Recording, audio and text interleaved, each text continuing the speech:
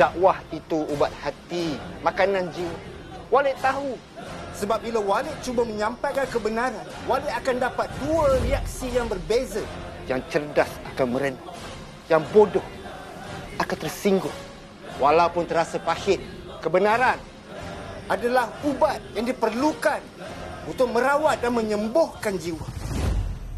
Di akhir zaman ini akan berlaku satu peristiwa yang besar. Kemunculan raja yang sebenar akan melenyapkan pemerintahan hari ini. Bagindalah yang akan mewarisi semua harta-harta yang tersimpan sekian lama. Berjihadlah kamu pada jalan Allah dengan jihad sebenar-benarnya. Dia yang memilih kamu dalam mengejarkan agama suruhannya.